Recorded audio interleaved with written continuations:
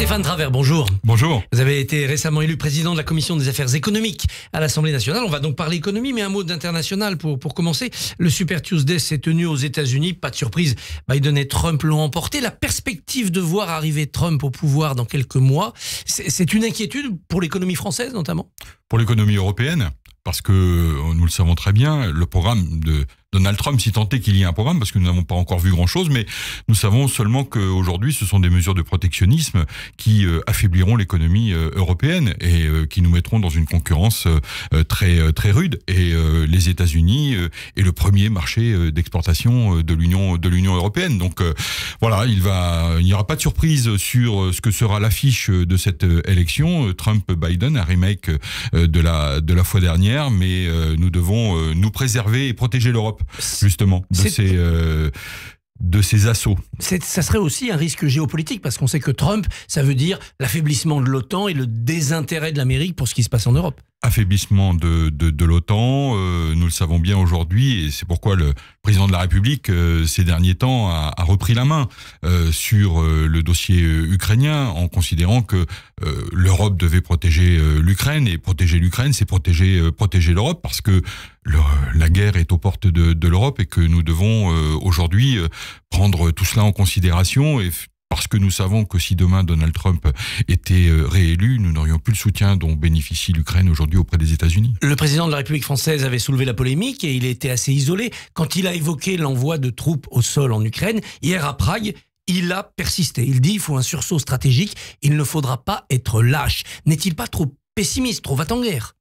Pas va-t-en-guerre, mais lucide sur la situation que nous connaissons aujourd'hui. Oui, une partie de l'Europe est en guerre, une partie de l'Europe peut être menacée. Alors il ne s'agit pas, comme certains ont pu le prétendre ou l'entendre, dire qu'on allait envoyer des troupes de soldats en Ukraine, mais aujourd'hui il y a des coopérations entre l'Europe et l'armée ukrainienne sur le renseignement et bien d'autres choses.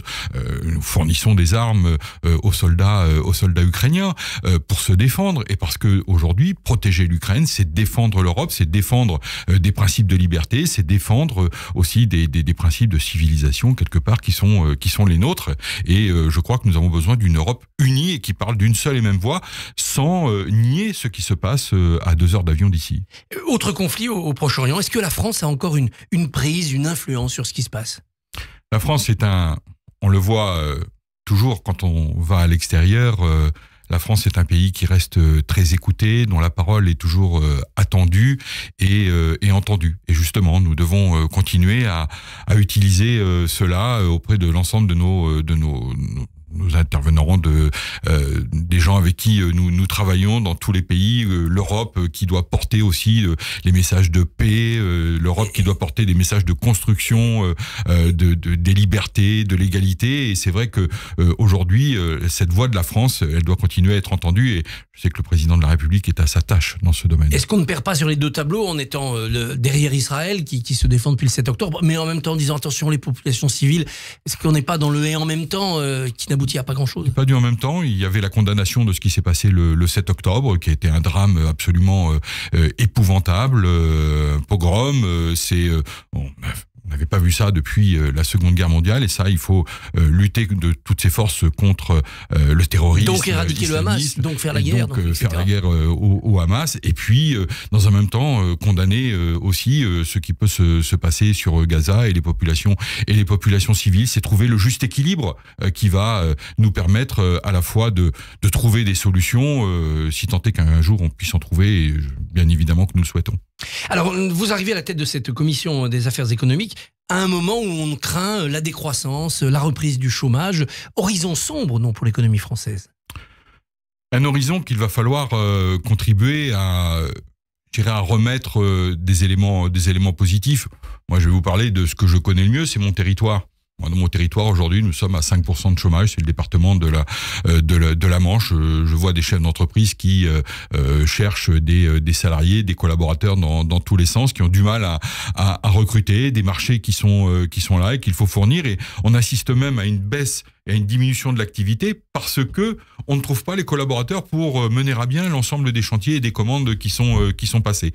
Mais dans le même temps, nous avons aussi nos finances publiques sur lesquelles nous devons faire un effort. Bruno Le Maire a fait un certain nombre d'annonces. Il y aura certainement, je le crois, un projet de loi de finances rectificative qui, sur les finances publiques, portera sur un certain nombre d'économies. Mais dans le même temps, c'est notre capacité aussi à investir, notre capacité à apporter des garanties. Et c'est ce que nous avons rappelé l'autre jour à l'ensemble des filières agricoles avec Bruno Le Maire lorsque nous les avons reçus au Salon de l'Agriculture.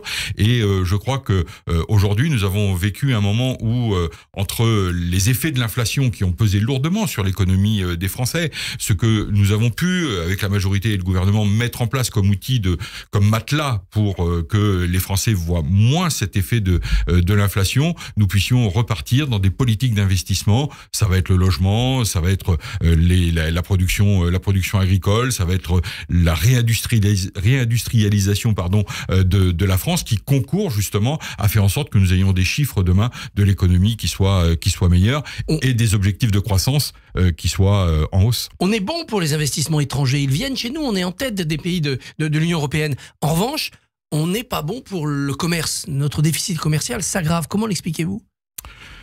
On n'est pas compétitif à l'étranger ? Choose France a été l'occasion de mettre en place des beaux outils d'attractivité de la France pour accueillir des investisseurs étrangers, des entreprises qui viennent investir sur notre territoire. Je pense que là aussi, cela peut se régler dans le domaine européen. Nous avons besoin de plus de cohérence européenne pour que sur le commerce extérieur, nous soyons plus forts, que nous puissions tous les uns et les autres dépendre des mêmes règles sans concurrence déloyale particulière.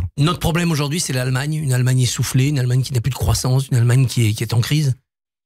Une Allemagne, oui, qui connaît des difficultés économiques. L'Allemagne a toujours été regardée avec envie par bon nombre de pays européens depuis des années pour son dynamisme économique, pour l'entrain de ses entreprises. Aujourd'hui, plus que jamais, nous avons besoin du moteur du couple franco-allemand pour faire fonctionner l'Europe, oui. Votre secteur fétiche, c'est l'agriculture. Vous en avez été le ministre. Cette loi agricole qui se prépare, est-ce qu'elle va régler les problèmes et calmer définitivement la colère ? Il faut trouver les solutions. Vous avez trois domaines qui sont nécessaires aujourd'hui pour calmer à la fois les colères et les peurs. C'est d'abord une loi d'orientation. La dernière date de 2013, nous l'avions votée avec Stéphane Le Foll, qui consacrait l'agroécologie. Aujourd'hui, cette loi d'orientation, c'est la souveraineté alimentaire. Comment nous pouvons tendre vers notre souveraineté alimentaire demain en France et en Europe, et le président de la République s'est engagé sur des égalimes européens, et c'est une bonne nouvelle.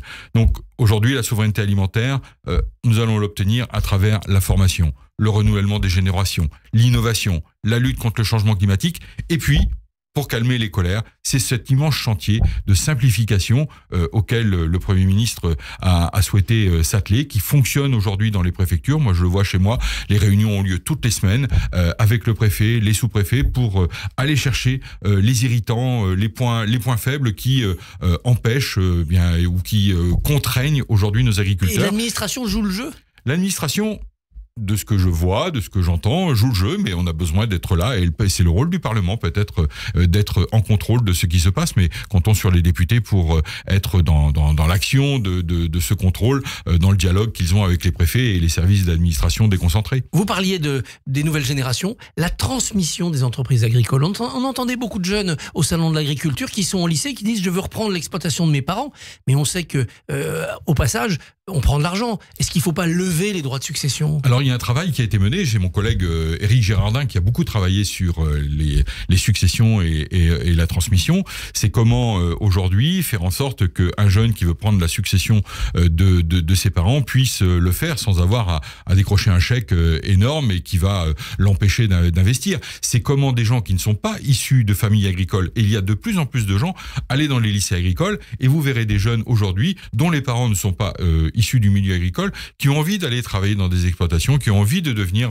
producteurs, agriculteurs, mais le ticket d'entrée est trop élevé. Et le ticket d'entrée, parfois, est trop élevé. C'est la question du foncier, bien évidemment. Vous êtes agriculteur, si vous faites de l'élevage, vous avez besoin de champs, vous avez besoin de prairies pour mettre vos bêtes. Si vous faites du maraîchage, vous avez besoin de plusieurs hectares pour pouvoir produire. Et donc, là aussi, on doit trouver des mécanismes, et la PLOA, j'espère, pourra y répondre. Ça sera dans la loi, oui. Et ça sera dans la PLOA. Il y a un volet transmission, bien évidemment, qui sera travaillé et sur lequel les parlementaires travaillent déjà. Ils sont quelques-uns, travailleront dessus avec ardeur, je le sais. Vous évoquiez les problèmes de main-d'œuvre, la tension sur certaines activités où on ne trouve pas de travailleurs.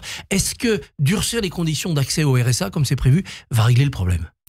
Mais je crois qu'à un moment, ce que nous avons besoin, c'est de remettre les gens dans l'emploi et à travers des formations. Et ce qui a été proposé par le gouvernement là-dessus, parfois, ce sont des formations.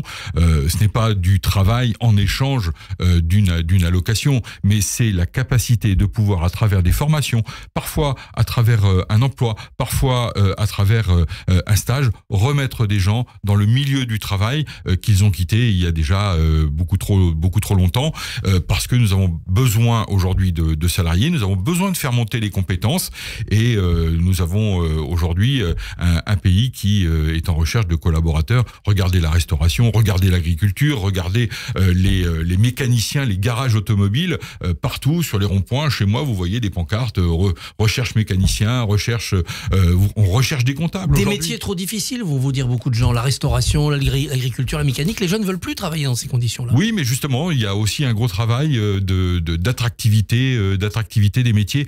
Prenez par exemple les métiers de la tôlerie, de la chaudronnerie. Pendant des années, ces métiers ont été dévalorisés. Aujourd'hui, dans un département comme le mien, ce sont des industries qui recrutent à tour de bras, mais avec des salariés qui sont très bien payés dès le démarrage, mais parce qu'on a su revaloriser ces métiers qui sont en tension. Un dernier mot sur un autre sujet, un sujet de société. On a vu les proviseurs mobilisés hier à Paris contre l'insécurité, contre les atteintes à la laïcité dans leurs établissements. Il y a un vrai ras-le-bol. Vous êtes inquiet ? Je pense qu'on a besoin d'abord, c'est d'apporter tout notre soutien à la fois aux chefs d'établissement, à la communauté éducative, et rappeler que le principe de laïcité, c'est ce qui prévaut dans notre pays, et que l'école est un sanctuaire. Et donc nous devons à la fois protéger l'école, protéger nos enseignants, protéger aussi nos enfants des attaques, quelles qu'elles soient, venues de l'extérieur. Et c'est souvent l'islamisme politique qui est en question. Et bien souvent, travailler et lutter contre cet islamisme politique qui, sous différents aspects, arrive parfois à rentrer dans des établissements, et faire en sorte que ce lieu qu'est l'école soit ce creuset à la fois de la démocratie, de la liberté, et ce sanctuaire, je dirais, que l'on ne peut pas franchir, parce que c'est un lieu d'apprentissage, et c'est un lieu d'égalité. La loi antiséparatisme est assez dure ? Je ne sais pas si cette loi est assez dure. En tous les cas, il faut qu'elle puisse être appliquée. Stéphane Travert, bon courage pour sauver l'économie française, vous la redresser. Merci. Et puis merci et bonne journée. Merci à vous. Merci beaucoup Christophe Barbier. Demain, votre invité sera, je crois, il me semble, à 7h45, Florent Bachelier. Oui, ancien questeur de l'Assemblée nationale. Merci beaucoup. On va passer de la Manche à la Bretagne. À demain.